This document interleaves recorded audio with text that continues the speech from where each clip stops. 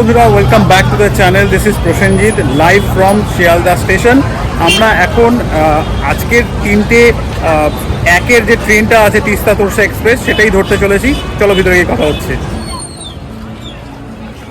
শিয়ালদা স্টেশনের পাশে আমরা প্রভুজিৎ, এটা হ্যাঁ প্রভুজিতে ঢুকে গেছি। এখন আমাদের একটু লাঞ্চটা এখানেই আমরা সেরে ফেলছি গাড়িতে ওঠার আগে। আর কে কে যাচ্ছি তোমরা দেখতে পাচ্ছ। এটা হচ্ছে আমার দিদি, যে এখনো দেখছেন আমার ক্যামেরার দিকে। এটা দিদির মেয়ে, এটা দিদির ছেলে, এর নাম হচ্ছে পুকুলি, ওর নাম হচ্ছে গোকু। আর এটা হচ্ছে জোজো, আর ইনি হচ্ছেন দীপিকা, আর আমি। আরও কিছুক্ষণ ওয়েট করার পর আমাদেরও চলে আসছে মাঞ্চুরিয়ান অ্যান্ড রাইস। তোরটা কি জোজো? পনির অ্যান্ড রাইস না? চিলি পনির।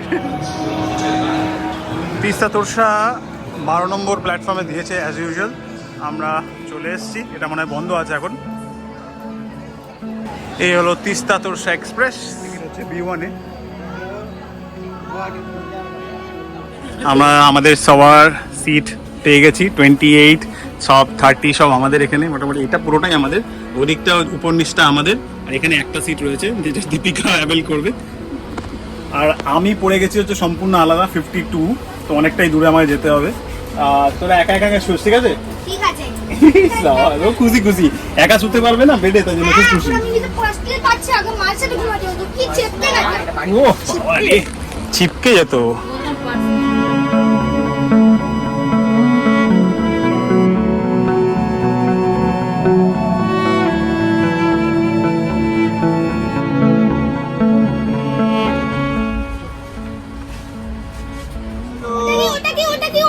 কি করছিস?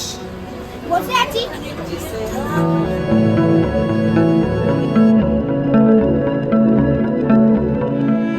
শুদ্ধ লোক সকলে শুয়ে পড়েছে, আর এই ফ্যামিলিটা এখনো জেগে আছে। দেখো আমি কিন্তু রেডি, আমি ঘুমানোর জন্য রেডি, আমি রেডি, কিন্তু এরা এখনো জেগে আছে, এদের ঘুম নেই। তবে আমরা ট্রেন থেকে নামলাম, এখন রাত 2:10। আমরা এক্সিকিউটিভ লঞ্চের দিকে এগিয়ে যাচ্ছি।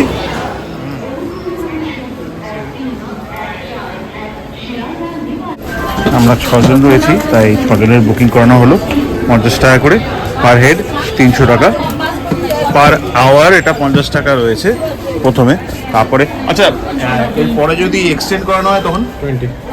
আচ্ছা, এক্সটেন্ড করানোর জন্য তাহলে 20 রুপিস এক্সট্রা লাগবে। আর এই হলো হচ্ছে লঞ্চ। আমরা এনজেপি স্টেশনটায় তখন আমাদের যে এক্সিকিউটিভ লঞ্চ ছিল ওখানে বসে একটু রেস্ট নিলাম। আর আমাদের সকালই গ্যাংটক পৌঁছে যাওয়ার প্ল্যান। তা কারণ হচ্ছে আজকের দিনেই আমরা নেক্সট আমাদের যে ট্যুর পয়েন্টটা আছে ওটা আজকেই কভার করব। তাই আমরা বেরিয়ে পড়লাম। এখন বাজে হচ্ছে 3টে। আমাদের ক্যাব যে ড্রাইভার আছে তাদের কল করে নিয়েছিলাম, খুব ভালো লোক। তো মোটামুটি যে কোনো সময় তোমাদের পিক আপ করে নেবে, আমি নাম্বারটা দিয়ে দেবো ডেসক্রিপশনে। তো চলো ক্যাব জোনের দিকে এগিয়ে যাই। ড্রাইভার ভাই চলে এসছে, এই হচ্ছে আমাদের গাড়ি টাটা সুমো।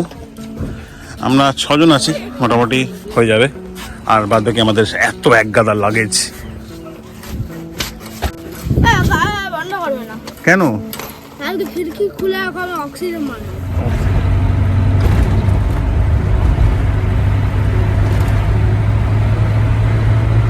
এই হলো রাতের নিউ জলপাইগুড়ির একটা ভিউ। 3:44 নাগাদ নিউ জলপাইগুড়ি স্টেশন থেকে যাত্রা শুরু করেছি। আমাদের ডান দিকে আমরা তিস্তাকে ছাড়িয়ে এগিয়ে যাচ্ছি। তিস্তার যে প্রকোপ সেটা অনুভব করছি। আর এখন আমরা পাহাড়ে মোটামুটি উঠে গেছি।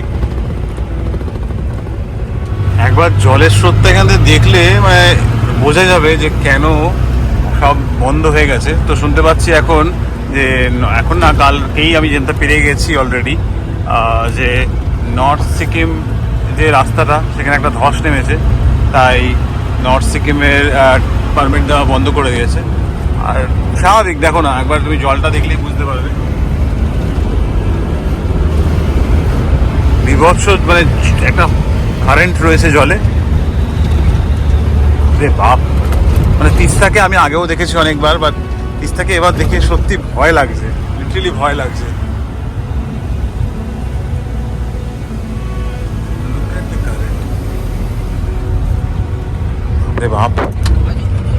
কি জোরে আওয়াজ হচ্ছে, মানে আমি আমি এক্স্যাক্টলি অনুভব করতে পারছি কি জোরে আওয়াজ হচ্ছে। তো এই ব্যাপার এখন।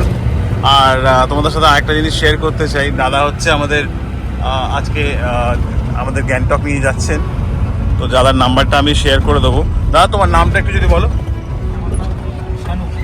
শানু, দাদার নাম শানু। আমি নাম্বারটা তোমরা অন স্ক্রিন দেখতে পাচ্ছ এখন। আর আমাদের মোটামুটি যাই কথা হোক না কেন, টাকার ব্যাপার নিয়ে আমি টাকাটা বলবো না, কারণ টাকাটা সম্পূর্ণ ওনার ব্যাপার। কারণ উনি কীভাবে ডিল করবেন, আপনি ডিরেক্টলি কন্ট্যাক্ট করে ওনার সাথে ডিল করতে পারেন। আগেরবার আমরা এখানে খেতে দাঁড়িয়েছিলাম, পরানদার সাথে যখন এসেছিলাম এখানে খেতে দাঁড়িয়েছিলাম।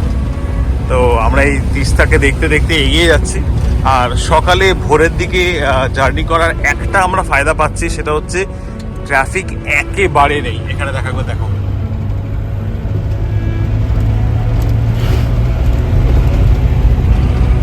তো ট্রাফিক একেবারে নেই, আমরা একদম ট্রাফিক পাচ্ছি না। আশা করছি আমরা তাড়াতাড়ি পৌঁছে যাব, কারণ হচ্ছে এখান থেকে গিয়ে আমাদের আবার নাথুলা পাস বেরানোর ব্যাপার আছে। তো চলো, গ্যাংটক ঢুকে যাচ্ছি। আগের বার তো আইডি কার্ড লাগলো না, তো এবার লাগছে নাকি? আচ্ছা, এখানে আইডি কার্ড দেখা হচ্ছে, তো আইডি কার্ডটা হ্যান্ডি দেখো, আমি আই কার্ডটা বের করে নিই।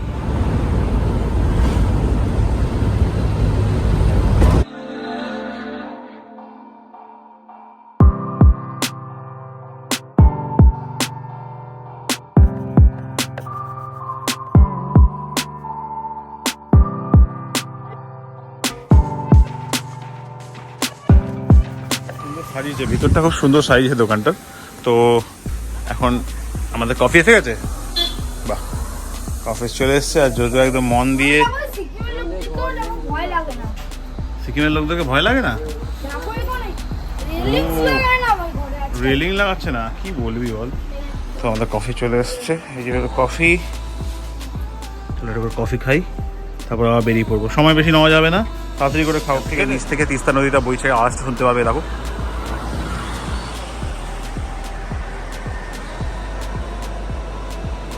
এত জোরে জলের স্রোত, এখান অব্দি পরিষ্কার আওয়াজ আসছে। আমাদের সামনে সুন্দরী গ্যাংটক, আমাদের আর 7.6 কিলোমিটার বাকি আছে। আর এদিকের ওয়েদারটা একবার, পুরো মেঘে ঢাকা একদম।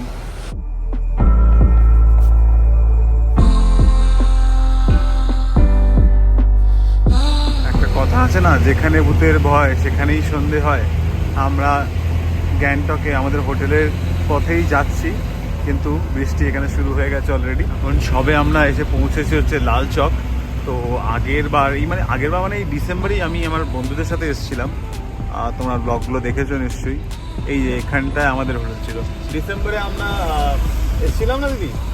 এই যে এইখানটা দেখ, এই লেফটে হোটেল ছিল, লেফটে। ও ঘুমিয়ে গেছে, ও সব ঘুমাচ্ছে। এই ডমিনোসটায় আমরা যে গেছিলাম, আর আমাদের হোটেলে একদম কাছাকাছি ছিল বলে এখানেই যেতাম আমরা। কানে তালা লেগে যাচ্ছে একটু। আর এই একদম এখান থেকে সোজা নেমে গিয়ে আমাদের হোটেলটা ছিল। আর এই হচ্ছে এখান থেকে উপরে, এই উপর দিয়ে চলে গেলে এমজি মার্গ, এই ভেতর দিকে চলে গেলে এমজি মার্গ, এই দিক দিয়ে ওঠা যাবে। এখান থেকে উঠে গেলে এমজি মার্গ, খুব কাছে একটা হোটেল। আমার পুরোনো ব্লগগুলো তোমরা দেখতে পারো। এখানে একটা হোটেল রয়েছে যেটা আমরা ছিলাম, তো সেটাও তোমরা চুজ করতে পারো যদি এমজি মার্গের কাছাকাছি হোটেল খুঁজতে চাও। আর সিকিম সবে নিজের স্টেটহুডের 50th ইয়ার কমপ্লিট করলো, তাই নরেন্দ্র মোদী এখানে আসার কথা ছিল। আই থিঙ্ক দাদা বললো ওয়েদারের কারণে হয়তো আসেনি। আমাদের পিছনে আমরা এমজি মার্গটাকে ছেড়ে এগিয়ে গেলাম। আমাদের এখনও বাকি হচ্ছে 1.9 কিলোমিটার। তো এই হচ্ছে আমাদের ওক ভ্যালি হোটেল, দি মাইটি গার্ডেন ওক ভ্যালি রিট্রিট। এটা হচ্ছে হোটেল। এদিকটা হলে বেশি ভালো হতো, বাট এ পাশটায়। চলো দেখা যাক ভিউ কেমন পাওয়া যায়। মনে তো হয় না ভিউ পাবো, কেন যেখানে তো সামনে একটা হোটেল রয়েছে। ভাগ্য বলবো না দুর্ভাগ্য বলবো বুঝতে পারছি না। আমরা এসে পৌঁছেছি, আর এখানে দেখো বেশ জোরে বৃষ্টি শুরু হয়েছে। আর এই হচ্ছে আমাদের হোটেল ওক ভিলা।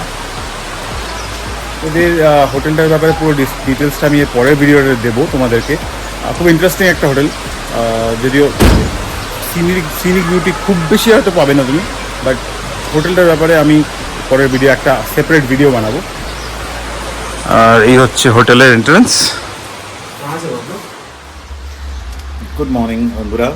তো এখানে বসে চা খাওয়ার ইচ্ছা ছিল, বাট এখানে বসে চা খাওয়া কালকে আর হয়নি। ফিরে এত লেট হয়ে গেছিলো যে তাই ঘুমিয়ে পড়েছিলাম, ব্লগটাও শেষ করতে পারিনি। তাই ভাবলাম যে আজকে সকালে উঠে ফার্স্ট সেটাই করি। এখন চা খাচ্ছি, আর চা খেতে খেতে এরকম একটা সুন্দর দৃশ্য।